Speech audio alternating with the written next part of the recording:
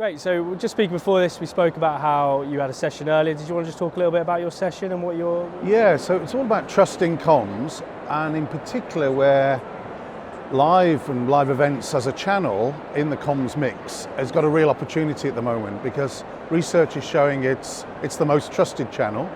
People want to be face-to-face, they believe what they hear when they are face-to-face, whether that's in internal comms or external comms.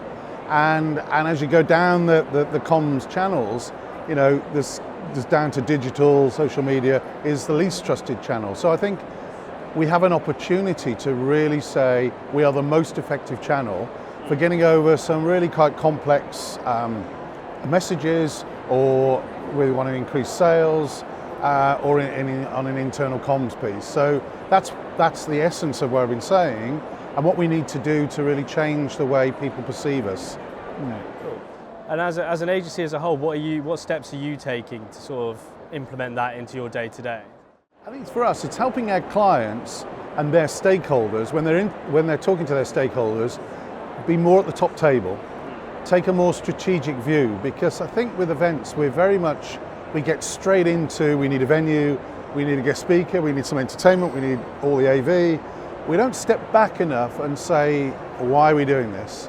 What is it we want to achieve? What's the outcome? So we focus a lot on the input and not much on the output. So I prefer to say, and as an agency, what we would do is say, okay, let's look at that output.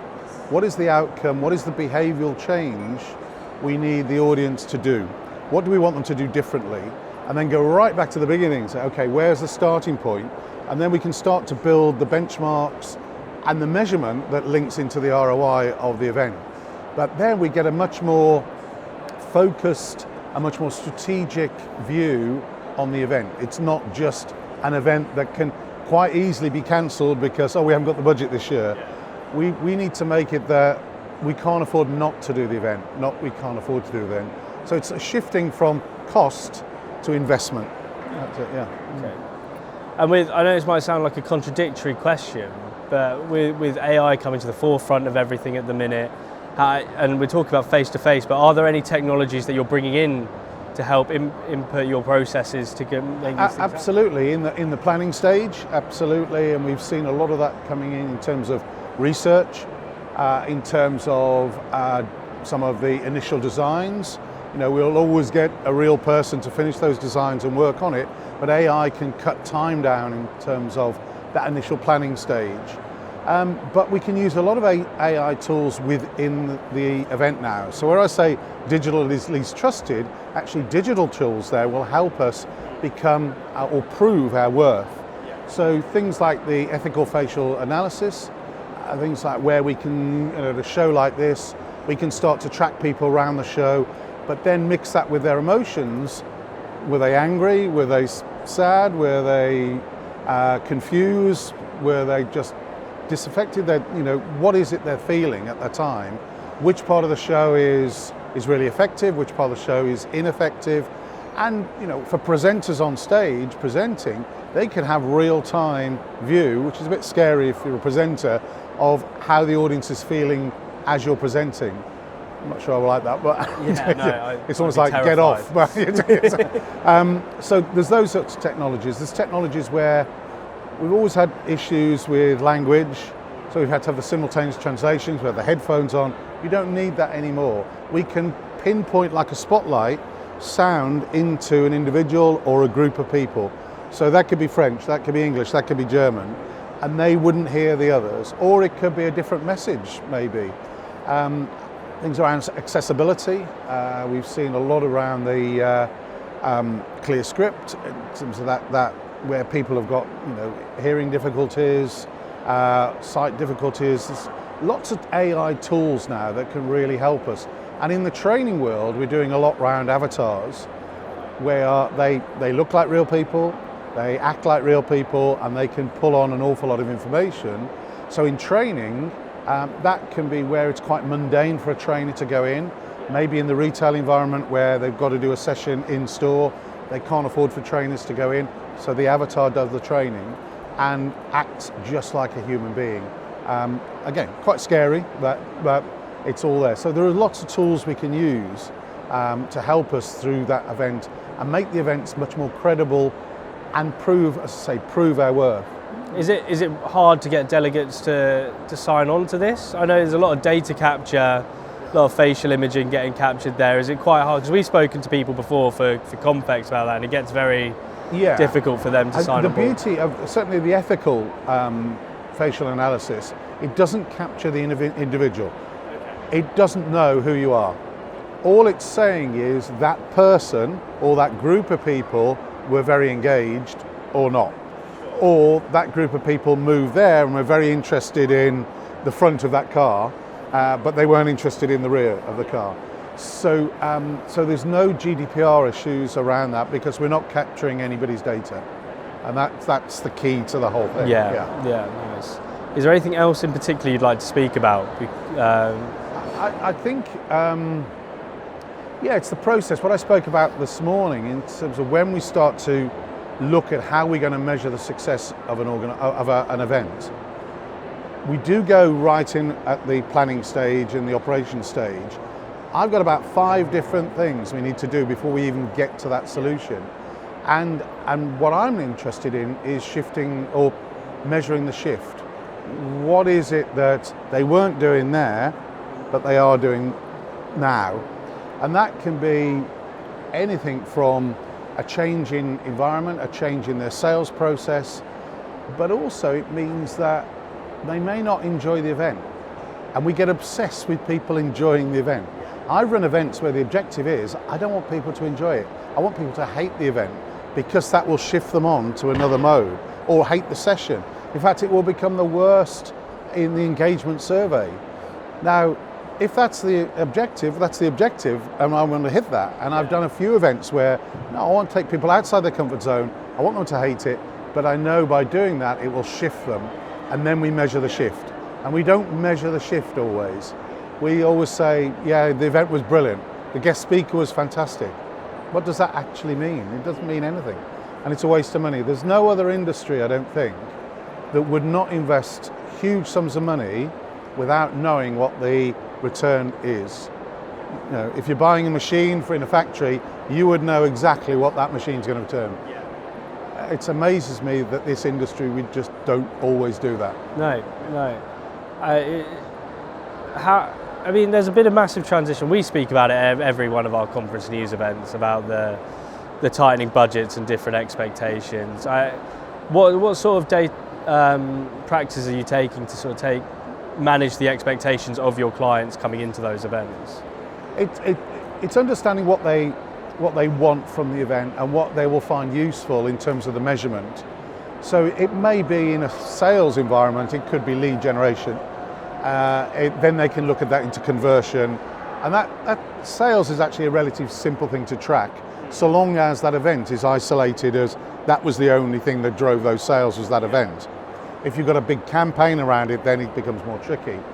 But other data may be around engagement. It could be, example I used this morning on, it was a client where their retention rates were falling and a lot of their competitors were taking their best people away.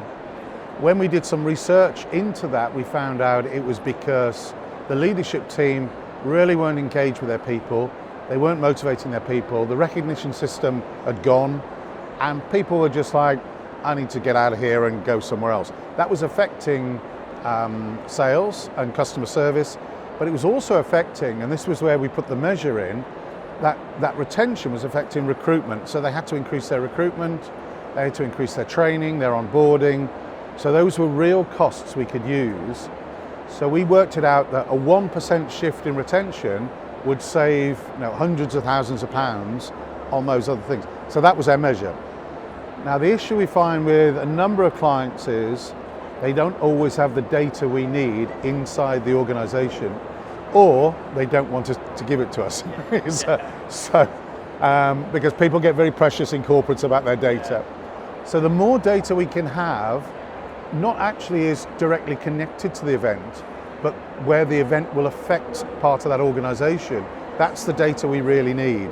So just taking data from the event can be quite limiting. Yeah. So your session tomorrow, is on hybrid and digital. Did you want to go into a little bit about that? Yeah, I mean, what we're finding with some clients, they're finding it challenging with the travel, fuel prices, particularly air travel as well. So we are seeing a return back to virtual, and in particular back to hybrid. And hybrid is something I've got quite a passion for. I really love the idea of connecting people from across regions or territories together at once. So you still have the face-to-face of 100 people in that room, 500 people in that room, 1,000 people in that room, but they're all joined together, and nobody's had to really travel an awful long distance to get there. Maybe they haven't flight. So from a sustainability point of view, from a time point of view, and from a cost point of view, actually a hybrid can be really powerful, and you still get the face-to-face environment. So the way I love to do it is, a big town hall, bring everybody together, or everybody online, the CEO, whoever does the big keynote, and everybody breaks off into their individual personalised agendas for their region maybe, and then come back together, have a look at the results, or it could be some team building, but they all come back together, and some competitions. So I think it's a powerful tool, and in this environment we're currently in, it's probably one we need to take more seriously. And we are seeing certain clients who are, putting in travel bans now, restricting budgets on travel, accommodation, flights. So it's something we just got to respond to as an industry. Yeah, I think there's also a lot of internal cultures shifting around that as well. I was speaking to, I can't remember who it was now, but they run a lot of internal comms events, and they were saying how one of their clients put a survey out to everyone saying, would you rather a big end of season party, everyone together, or would you prefer a £25 Amazon voucher? 95% of the company chose the Amazon voucher. They didn't want to get out of bed, they didn't want to get out of, do it. It's a hassle for them when they do have these big global corporates moving around. They don't want to get everyone in the place. No. And the cost, the logistics is huge, the costs are huge. And I think the benefits are there by you can still people bring together, but you haven't got that extra cost. But the big thing I'm pushing tomorrow in my presentation is you've got to have high production values. You can't just stick a camera up at the back of the room and think that's good enough. It's got to be in the same way as you'd see the broadcasters. We're all very used to the broadcasters and what they do. That's the benchmark that we have to set. So in our industry, we can't go second best. We have to match at least what they do. So in a room where you have a big stage and you have the keynote on stage, I would also have a small stage, which is a studio, that is that host, a secondary host, just hosting the online people. You'd see it on Match of the Day or the Olympics or whatever. There is a secondary host doing a lot of the work behind the scenes. And then the people online, if it is fully virtual, can have a great experience, and they can have additional benefits. So maybe it's a private session with a keynote speaker, or a Q&A with a panel on their own. They can see stuff that maybe the people in the room are not seeing. So that's bringing those higher production values in. I think from a delegate's point of view, there's a very fine line between a hybrid event and a webinar. Yeah, and I hate webinars. Yeah, COVID sent them. Dreadful. So you've got to think TV production, and those levels. Yeah, because you can skimp on it, but then you go back to the return on the investment. Your investment's low, your return will be low. So yeah. Why don't we talk about some of your upcoming projects, if you're allowed to? Anything exciting coming up? I probably can't mention the brand, but I can mention the project. Okay. We're doing a global project at the moment, which is a complete transformation of a leadership team. So they have their retailer outlets across the globe, and we've been brought into how to manage that process without us being there. So the budget doesn't allow us to, unfortunately, to fly out and be with the guys. We just finished Australia, we moved to Canada, we've got across Europe, we are doing the UK as well.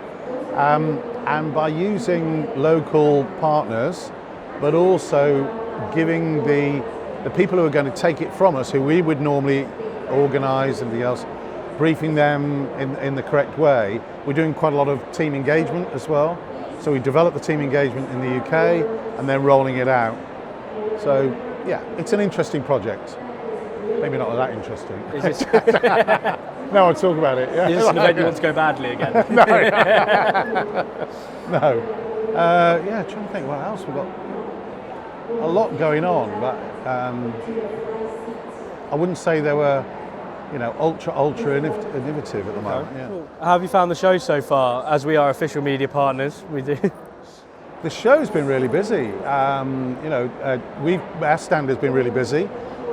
We've had 3 or 4 thought leadership sessions where we've got the headphones. We've run our headphones, which is a good sign or a bad sign, I'm not sure. But people standing in their aisle. So yeah, it's been a real busy show so far. So a great first day, because I think there was a few worries with the travel situation that maybe registration wouldn't be as high. But it seems to be, Yeah, good.